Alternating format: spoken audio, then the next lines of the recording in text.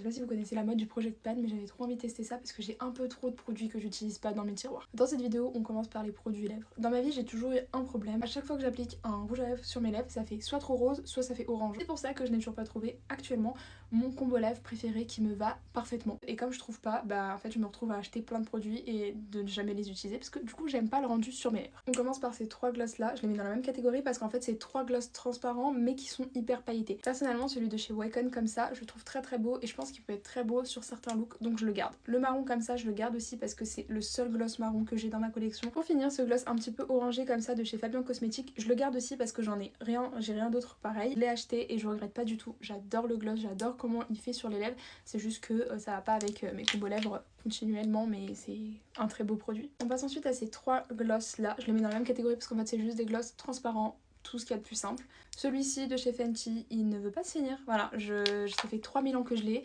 Là je vais le mettre dans mon sac à main parce qu'il faut que je le termine. J'ai aussi une huile à lèvres comme ça que j'avais acheté chez Primark et pareil il faut que je la finisse. Donc, Et pour finir, le gloss repulpant comme ça de chez Kiko. À chaque fois que je le mets j'ai l'impression d'avoir des lèvres trop rosées et du coup ça me plaît pas parce que ça va pas avec ma carnation ou I don't know, mais c'est pas ce qui me va le mieux. Entre ça et le Fenty, je sais que je choisirais toujours le Fenty, donc autant m'en débarrasser. Ces deux gloss là, alors c'est pareil, à réessayer, à tester, mais celui-ci il est beaucoup trop rose pour moi, donc je vais l'offrir à une de mes copines. Celui-là, j'hésite à le garder parce que quand je fais des vidéos, j'aime bien l'effet que ça fait. Donc voilà, mais c'est juste que pareil, entre un gloss transparent et un gloss comme ça, je choisis tout le temps le gloss transparent parce que ça fait trop rose sur moi. Ensuite, la plus grosse erreur que j'ai faite de toute ma vie, j'ai acheté ce...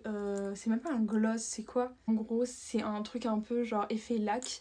Je l'ai acheté quand j'étais plus jeune et en fait sur moi, ça fait effet brique.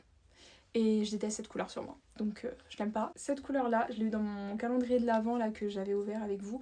Je pense que personne dans mon entourage l'utilisera, donc je vais le garder et peut-être l'utiliser dans certaines vidéos. Pour finir, on a la petite collection de rouges comme ça, mais le problème c'est que je sais que c'est celui-là mon préféré et que je choisirai tout le temps celui-là parce que j'adore le fini, donc voilà. Mais celui-ci, il est vraiment trop bien.